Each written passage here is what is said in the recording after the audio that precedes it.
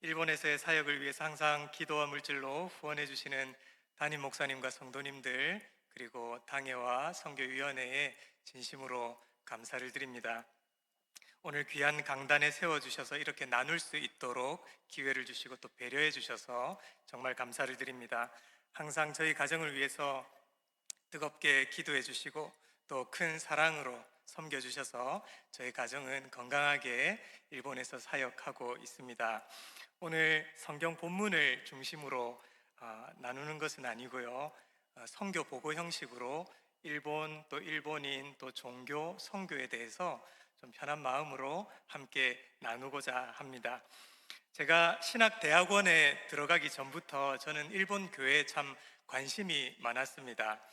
그래서 1년 동안 일본에 있는 일본인 교회 일본인 목사님과 함께 먹고 자고 생활하면서 1년 동안 일본 단기 선교사로 생활했던 적이 있습니다. 그때 일본 교회에서 일본에 대해서 일본 교회에 대해서 배우는 시간을 가졌습니다. 제 집사람도 그 당시에는 서로 몰랐지만 같은 시기에 1년 동안 일본에서 유학을 했던 경험을 가지고 있습니다. 제가 1년 동안 일본 단기 선교를 마치고 한국에 돌아와서 신학대학원에 입학을 했는데요.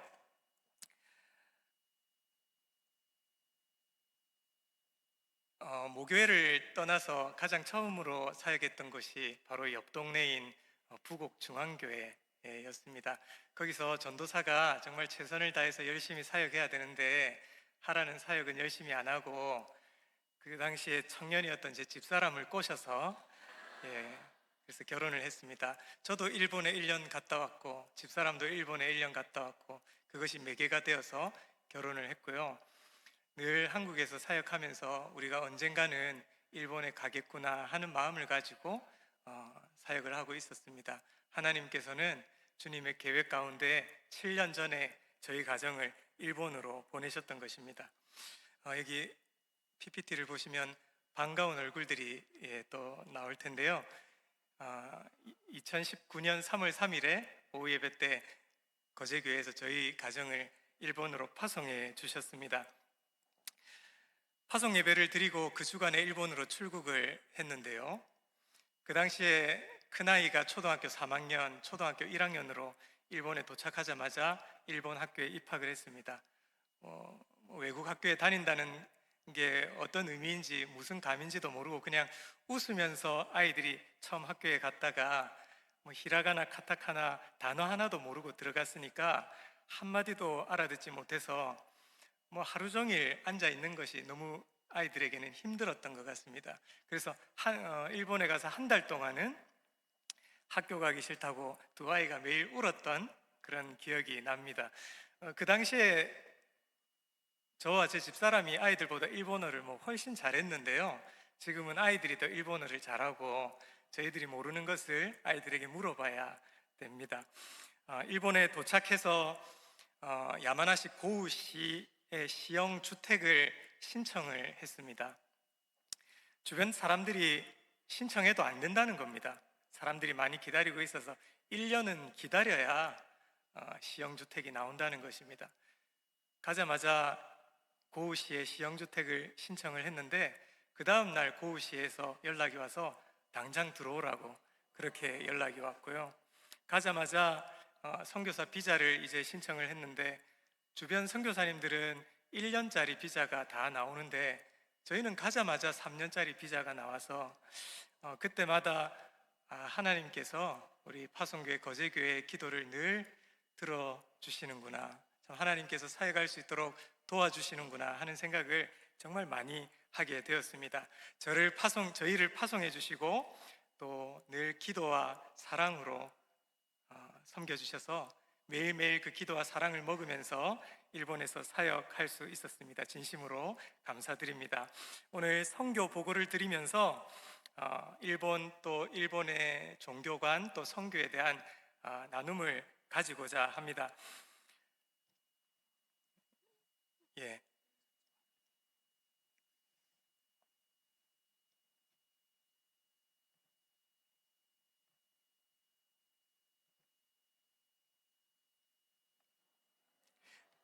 예, 저희 아이들이 이제 7년 전에 아주 어릴 때 갔는데 지금은 중학교 3학년, 중학교 1학년이고요. 예, 최근에 찍은 사진입니다.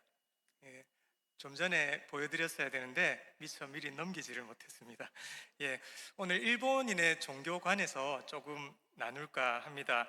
성도님 여러분, 일본은 참 가까운 나라이지 않습니까? 비슷한 것도 많고요. 그런데 저희들이 일본에 살면 살수록 이처럼 가까운 일본이 너무도 다른 나라구나 하는 것을 살면 살수록 느끼게 됩니다. 1945년에 우리는 해방을 맞이하였고 일본은 패망하게 되었죠. 그때 일본에서 메가더 장군과 그 당시 쇼와 천황 이 히로히토 1왕인데요. 같이 찍은 사진입니다. 1946년 1월 1일에 일본에서 천황 1왕이 인간선언이라는 것을 하게 됩니다. 이 인간선언이라는 것은 일본의 종교관이 어떤지를 너무도 잘 보여주는 하나의 사건입니다. 성도님 여러분, 인간선언을 했다는 것은 무슨 뜻일까요? 천황이 인간이 아니라 지금까지 신으로 인식하고 있었다는 것이죠. 실제로 일본은 1400년 동안이나 천황 일왕은 살아있는 신이다. 학교에서도 가르치고 그렇게 배우며 그렇게 모두가 일본인들이 생각해 왔습니다. 그러다가 1946년 1월 1일에 인간 선언을 통해서 일왕은 살아있는 신이 아니라 인간일 따름이다 이렇게 했습니다. 그럼에도 불구하고 1400년 동안이나 일왕은 살아있는 신이다라고 일본 사람들은 생각했기 때문에 그 천황에 대한 사상, 일왕에 대한 사상, 살아있는 신이다, 인간이 아니다 하는 사상이 지금도 일본인들의 인식, 생각에 깊이 뿌리 내려져 있습니다. 실제 저희 일본인 성도에게 물어봤습니다. 그랬더니 초등학교 때 실제로 천황이 살아있는 신이다라고 학교에서 배워왔다는 것입니다. 일본에는 우리는 이 애국가가 있듯이 일본의 기미가요라고 하는 국가가 있는데요. 참 놀랍게도 예수님께서 가르쳐 주신 주기도문과 너무 닮고 비슷합니다. 우리는 이렇게 기도하지 않습니까? 나라가 임하시오며 주님의 뜻이 하늘에서 이루어진 것 같이 땅에서도 이루어지다 이렇게 기도하는데요. 일본의 국가 기미가요는 일왕 천황의 나라가 임하시오며 천황의 뜻이 대대로 하늘과 땅에 천대만대 이어지기를 원하나이다 하는 것이 일본 국가의 내용입니다. 이처럼 일본은 일왕이 살아있는 신이라는 천황 사상 때문에 나라 전체가 또 사람들의 삶 자체가 그 사상에 뿌리 내려져 있는 것입니다. 그래서 일본의 헌법 1조에서 7조까지는요 일왕에 대한 내용으로 가득 차 있습니다.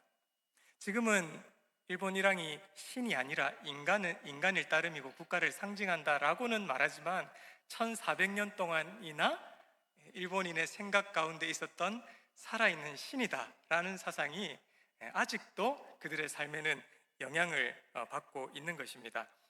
일본의 인구는 1억 2,600만 명이고요. 일본 전체 가운데 주일 예배에 참석하는 수는 20만 명으로 추산되고 있습니다. 일본 사람들이 참 예수님 믿기가 어려운데 왜 예수님을 믿기가 어려운가? 어떤 분들은 일본이 굉장히 박해가 심하다. 실제로 박해가 심했습니다. 1590년대에 도요토미 히데요시가 예수 믿는 사람들 씨를 말린다 해서 엄청난 박해를 가했습니다. 그래서 나가사키 현에 순교자 기념비가 저렇게 세워져 있는데요. 그 당시 실제 예수님을 믿는 사람 가족들을 다 잡아 죽이고 찢어 죽이는 그런 일들을 실제 했습니다. 그렇다면 박해 때문에 예수님을 믿기가 그렇게 어려운가?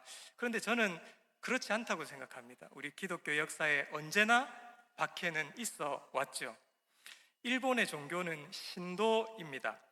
그런데요, 전 세계에 없는 종교의 형태입니다. 일본에만 있습니다. 이 종교 신도라고 하는 것은 종교라고 하기보다는 일본인들의 삶의 근원, 뿌리, 삶 자체라고 할 수 있습니다. 태어나면서 그 신도 사상을 그대로 가지고 죽을 때까지 살아갑니다. 이 일본의 종교 신도의 특징이 있습니다. 모든 것은 신이 된다. 모든 곳에 신이 있다. 이것이 신도의 핵심 특징입니다.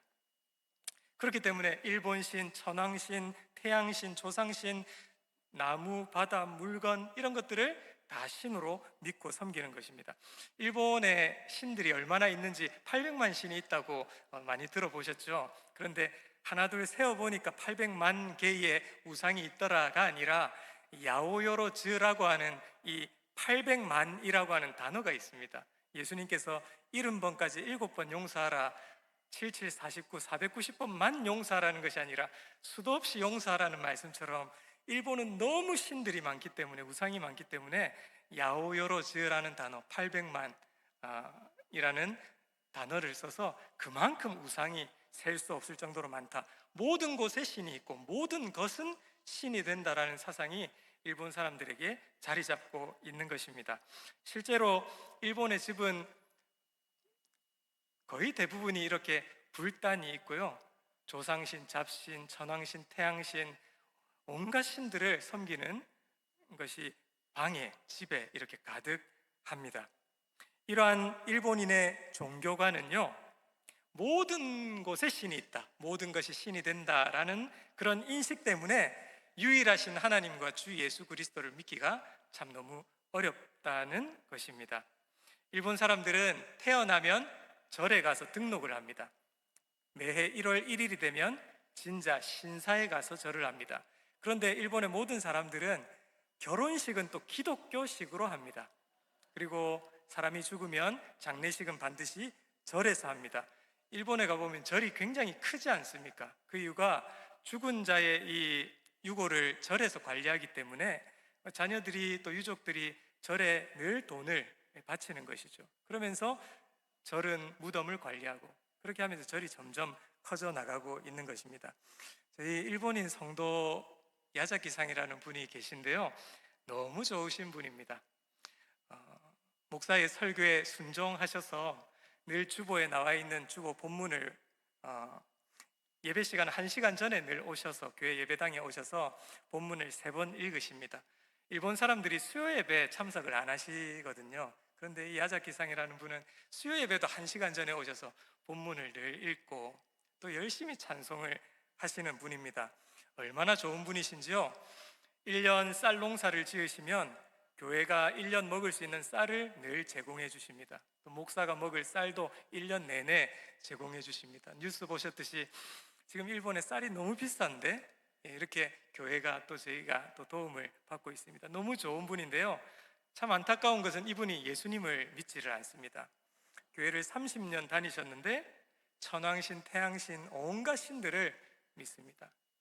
52주 1년 동안 50주는 교회 나오셔서 예배 드리시고 한 주는 절에 가시고 한 주는 진짜 신사에 가시는데도 예수님은 믿지를 않습니다. 아니, 다 믿습니다. 그래서 본인은 예수님을 믿지 않는다고 그렇게 말씀을 합니다. 그래서 늘 기도 제목이 야자키상 예수님 믿고 세례받게 하여 주시옵소서, 이것이 늘 교회의 기도 제목입니다.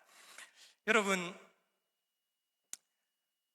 제가 일본에 있을 때 결혼식 주례를 했었는데요, 일본 사람들은 종교와 상관없이 결혼식은 다 기독교 예식으로 합니다. 그래서 호텔에는 늘 기독교 예배당 형식의 그 공간이 준비되어 있습니다. 많은 사람들이 기독교 예식으로만 결혼식을 하기 때문이죠. 그런데 일본은 목사님이 부족하지 않습니까? 그러면 어떻게 하는가 하면 그 많은 결혼식을 아르바이트를 세웁니다. 그래서 특별히 서양인들을 주말 아르바이트로 해서 목사 가운, 목사님도 아닌데 목사 가운을 입혀서 주례를 외워서 그렇게 주례를 하고 설교를 하는 것입니다. 이것이 이 서양 사람들에게는 아주 짭짤한 그런 아르바이트가 되고 있습니다. 저는 아르바이트 한 것이 아니고요, 일본인 이 자녀들의 결혼식 주례를 보았는데요, 예수님을 믿지 않는 자녀들입니다. 그럼에도 불구하고 목사가 기독교 예식으로 결혼식을 한 이유는 일본 사람들이 평생 복음 한 번 들을 수 없기 때문에 거기 참여하시는 분들에게 복음을 전해야 되겠다 하는 마음으로 주례를 하면서 사람들에게 복음을 전했습니다. 놀라운 사실이 있는데요. 일본에 예수님의 무덤이 있다는 것 들어보셨습니까? 제가 일본의 예수님의 무덤을 보여드리겠습니다. 이게 예수님의 무덤입니다. 일본의 아오모리 현에 예수님의 무덤이라고 소개되는 곳입니다. 이것 또한 일본인의 이 종교관을 보여주는 것이죠. 이들이 어떻게 주장하는가 하면요, 예수님께서 십자가 지시기 위해서 예루살렘 이 땅에 오셨는데 십자가를 지시는 순간에 그냥 도망을 가버리셨고, 도망 온 곳이 일본의 아오모리 현이라는 동네라는 것입니다. 거기서 예수님께서 106세까지 사시다가 돌아가시고 여기 묻히셨다, 이렇게 일본 분들이 주장을 합니다. 그러면서 매년 그리스도 맛절이, 그리스도 축제를 하는데요, 이렇게 사람들이 모이고 무당도 오고 스님도 오고 다 온갖 종교인들이 모여서 뭐를 하는가 하면 그리스도의 영을 자기들이 위로해 주겠다며 제사를 매년 이렇게 지내고 있습니다. 이것은 이 일본인들의 종교관을 정말 여실히 보여주는 것입니다. 일본은 기독교마저도 일본적 기독교입니다. 일제시대 때, 일제강점기 때 일본은 어떤 일을 하는가 하면 천황 밑에 교회가 있다, 그래서 모든 기독교의 교파들을 하나로 묶어버립니다. 그래서 일본 기독교단이라는 하나의 교단을 만듭니다. 그래서 이 일본 기독교단은 천황 밑에 있다, 이렇게 가르치고 주장하고 그렇게 교회가 운영되도록 했던 것입니다. 천황 밑에 교회가 있다, 이것 때문에 일제가 한국에 와서 교회의 신사참배를 강요했죠. 예배 전에 일본 이쪽을 향해서 동방요배를 하도록 강요했지 않습니까? 그것 또한 교회는 천황 밑에 있다, 일왕 밑에 있다는 사상 때문입니다. 이처럼 일본은 다종교, 잡신을 섬기면서 모든 것은 신이 될 수 있다, 모든 곳에 신이 있다라는 사상, 이것들이 참 일본인들이 유일하신 하나님만을 믿기가 참 어려운 부분입니다. 지금 일본은 통일교 신천지, 우리 한국에서 이단을 수출해서 이 이단들이 굉장히 활발하게 움직이고 있습니다. 통일교 때문에, 신천지 때문에, 안상홍 증인회인 하나님의 교회, 이런 다양한 이단들 때문에 같은 교회라는 단어를 사용함으로 인해서 기존 교회들이 굉장히 참 어려움을 많이 겪고 있습니다. 저는 7년 전에 거제교에서 파송해 주셔서 일본 야마나시 현 고우라고 하는 시로 갔습니다. 굉장히 아름다운 도시입니다. 후지산이 있는 이 야마나시 현입니다. 너무 아름답죠. 이렇게 야마나시에서 이렇게 후지산을 볼 수가 있습니다. 늘 저를 위해서, 저희를 위해서 기도해 주시는 거제교회 성도님들이시기 때문에 언제든지 오시면 정말 편안하게 힐링하고 가시도록 제가 열심히 기도해 드리겠습니다. 이 야마나시 고우 지역은요, 보석 세공업의 도시입니다. 귀걸이, 반지, 목걸이 이런 것들을 가공해서 일본 전역으로 보내는 역할을 하는데, 한 35년, 40년 전부터 한국인들이 고우에 가면 돈을 벌 수 있다더라. 그래서 이 보석 세공업을 위해서 한국 분들이 많이 넘어오셨습니다. 그래서 그 당시에, 지금으로부터 40년 전이니까요, 임금 차이가 굉장히 많이 났지 않습니까? 한 달에 1,000만 원, 2천만 원씩 그 당시에 버셨다고 합니다.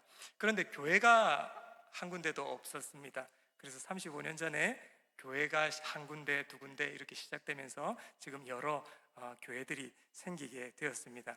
이 야마나시, 저희가 살고 있는 곳은요, 오른쪽을 봐도 포도밭, 왼쪽을 봐도 포도밭입니다. 여러분들 좋아하시는 샤인머스켓, 그 본고장이 이 야마나시 현입니다. 여기서 시작되었는데요, 일본에서 이 샤인머스켓, 포도와 복숭아가 일본에서 가장 많이 재배되는 곳이 저희가 살고 있는 곳입니다. 처음에 7년 전에 이 일본 고우 행복한 교회로 가게 되었는데요, 합동 측 선교사님께서 개척을 하셨습니다. 개척하시고 9개월 사역하시고 선교사님께서 일본의 다른 지역으로 가셨습니다. 그래서 그 다음 선교사님이 이 교회에 오셨는데 6개월 사역하시고 다른 곳으로 가셨습니다. 그 다음 선교사님이 오셨는데 한 달을 사역하시고 또 떠나셨습니다. 그리고 제가 가게 된 것입니다. 7년째 지금 사역하고 있는데 그만큼 일본의 상황이 참 어렵고 열악하다는 것을 보여줍니다. 저희 교인들 아이들까지 다 합해서 주일에 25명, 30명 이렇게 모여서 예배드리고 있습니다. 일본인은 4명이고요. 일본인 중에 한 분이 세례를 받으셨습니다. 저희 주일학교 아이들 여름이 되면 이렇게 성경학교도 하고요. 야외 예배도 드리고 또 한글 교실도 합니다. 이곳에서 태어난 아이들이 한글을 모르기 때문에 한글을 가르치고 또 배우는 시간을 가지고 이것을 전도의 계기로 사용하고 있습니다. 달란트 잔치, 거제교에서 배웠던 거 다 가서 하고 있습니다. 최근에 야외 예배 함께 드렸던 사진입니다.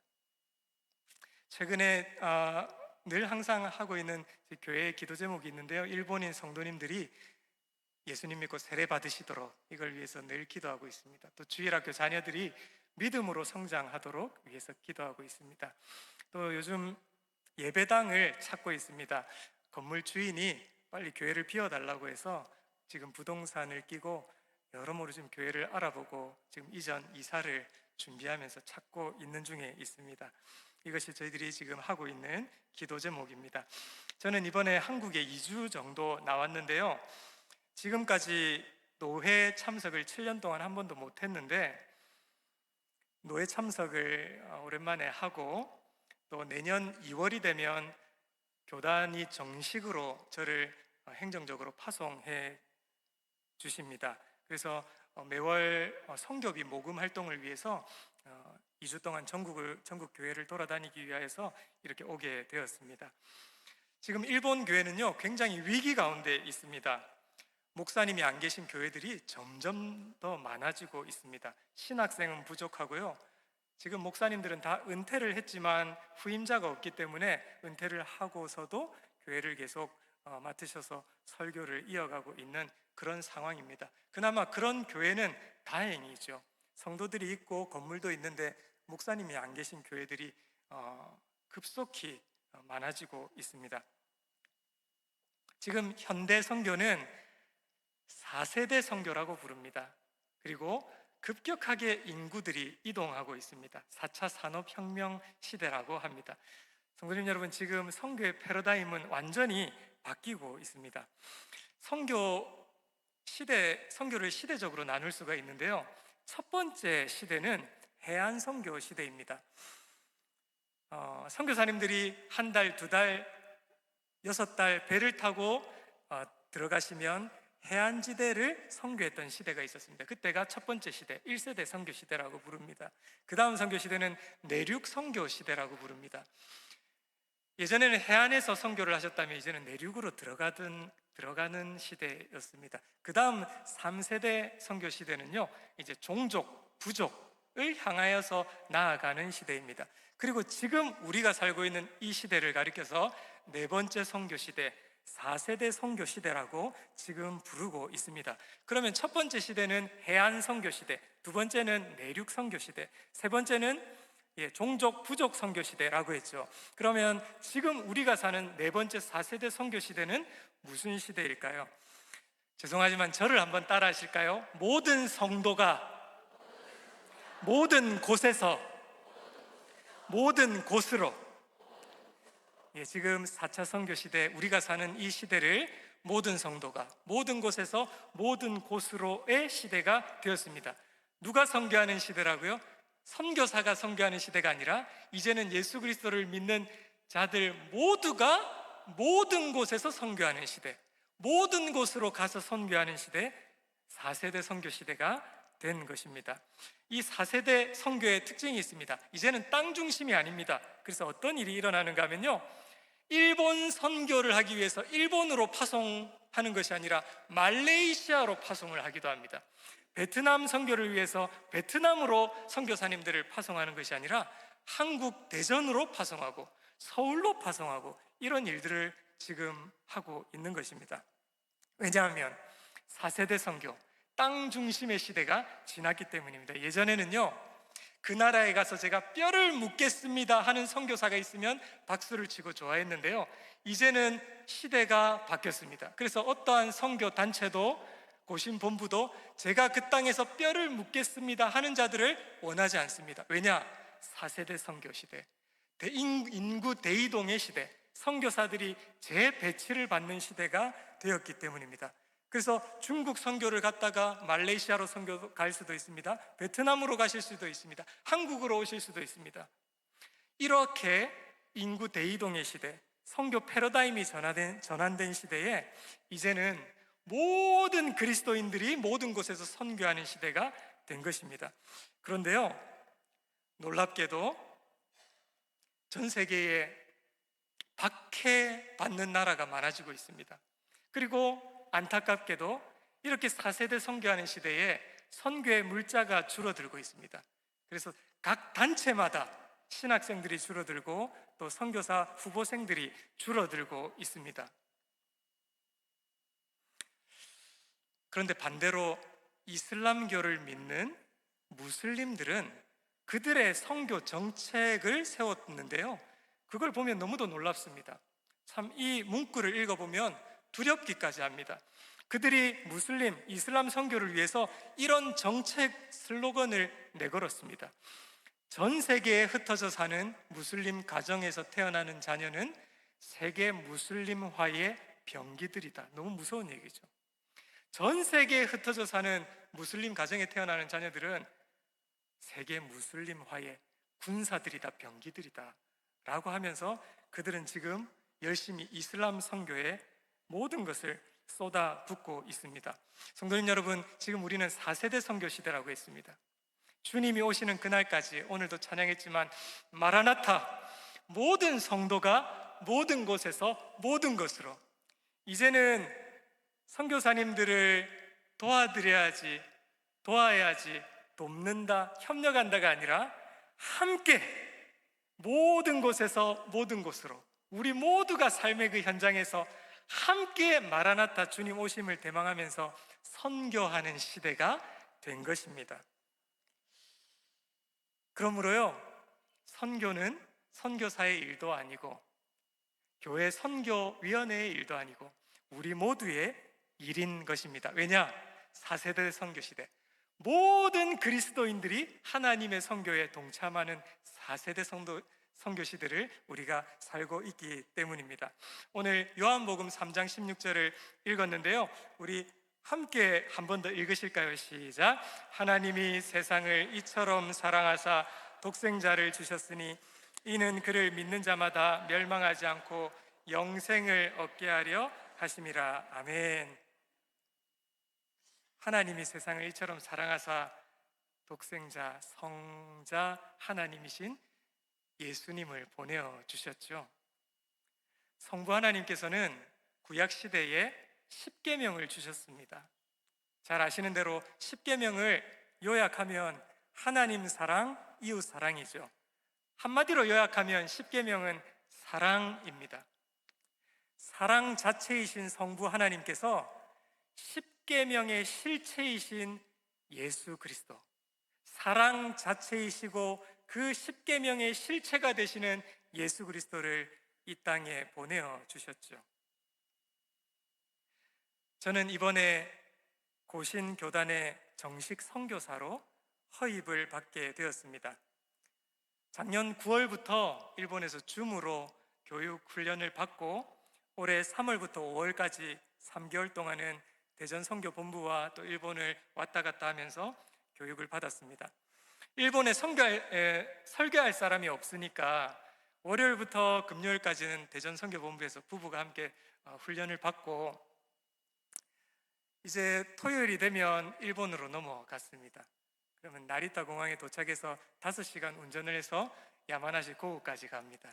그래서 주일 예배 설교를 인도하고 주일 밤이 되면 다시 나리타공항 5시간 운전을 해서 가서 다시 김해공항 혹은 인천으로 와서 대전으로 갑니다. 그리고 월요일부터 금요일까지 교육을 받았는데요. 3개월 동안 그렇게 왔다 갔다 하면서 사역을 했는데, 교육을 받았는데요. 매주 그렇게 하기는 너무 어려우니까 격주로 해서 왔다 갔다 했습니다. 제가 못 갈 때는 영상을 찍어서 일본에 보내면 영상으로 예배를 드렸습니다. 선교 훈련을 3개월 동안 받으면서 이제 정식 우리 고신교회 고신교단의 선교사가 되는 것이지 않습니까? 그래서 하나님, 제가 고신교회 KPM의 정식 선교사로 이제 허입이 될 텐데 앞으로 하나님 선교 어떻게 하죠? 어떻게 사역하죠? 하나님, 제가 어떻게 하면 좋을까요? 그렇게 기도하는 마음으로 부부가 함께 훈련을 받았는데요. 하나님께서 답을 주셨습니다. 우리 예수님이, 사랑의 실체이신 그분이 이 땅에 선교사로 오셨더라고요. 예수님께서는 선교 전략, 목회 전략, 사역 전략을 다 보여주셨습니다. 예수님의 전략, 예수님의 사역은 사랑이셨고, 사랑의 실체, 사랑의 자체이신 주님께서 사랑으로 이 땅에서 선교하신 것입니다. 예수님의 선교 전략, 사랑으로 삭개오를 대하셨고, 사랑으로 세리를 대하셨고, 죄인들을 대하셨고, 눈이 아픈 자들을 대하셨던 것입니다.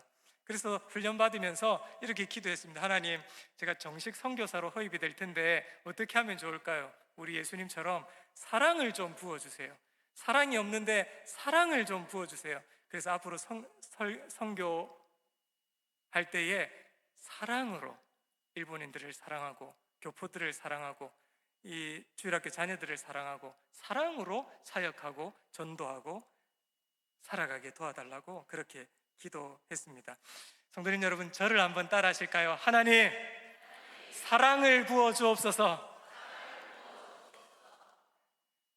그래서 저를 위해서 기도하실 때 하나님, 한연욱 선교사에게 사랑을 부어 주시고 사랑으로 선교하는 선교사 되게 도와주옵소서라고 저를 위해서 늘 기도해 주시면 좋겠습니다. 성도님 여러분, 제가 쉬운 퀴즈를 하나 드리겠습니다. 10 곱하기 0은 몇일까요? 0이죠. 그러면 앞에 숫자를 좀 늘려보겠습니다. 100 곱하기 0은 몇일까요? 0이죠.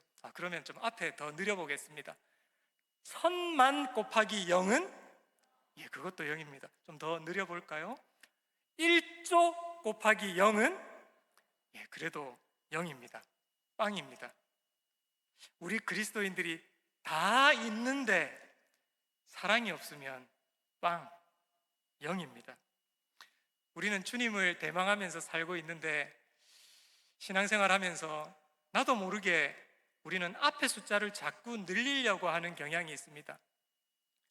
이게 많으면 하나님 기뻐하시겠지? 저게 더 많으면 하나님이 좋아하시겠지? 이게 많으면 좋겠지, 좋은 그리스도인이겠지. 그러나 아무리 앞에 숫자가 많아도 곱하기 0, 곱하기 사랑이 없으면 그것은 0, 빵. 사랑이 없으면 아무것도 아닙니다. 그래서 저는 이번에 선교사로 새롭게 허입되면서 하나님, 평생 선교하면서 살 텐데 이 사랑이 없음을 긍휼히 여겨주시고 주님의 사랑을 좀 부어주시고, 예수님이 보여주셨듯이 내 선교 전략이 사랑이 되게 하시고 선교 프로그램, 사역 프로그램이 온통 사랑이 되게 해달라고 그렇게 기도하고자 합니다. 그래서 성도님들께서도 그렇게 생각나실 때마다 저희를 위해서 기도해 주시기 바랍니다. 우리 모두가 이 마지막 시대, 마라나타 오 주 예수여 오시옵소서, 모든 성도가 모든 곳에서 모든 곳으로 이제 함께 선교하는 4차 선교 시대, 4세대 선교 시대를 우리 모두가 살고 있습니다. 성도님 여러분, 이 마지막 4차 선교 시대에 각자의 자리에서 하나님의 선교에 동참하시면서 그 나라에서도 복을 받으시는 것은 물론이고 이 땅에서도 주님의 복을 받고 누리시는 우리 모두가 되시기를 주님의 이름으로 간절히 축원합니다. 아멘.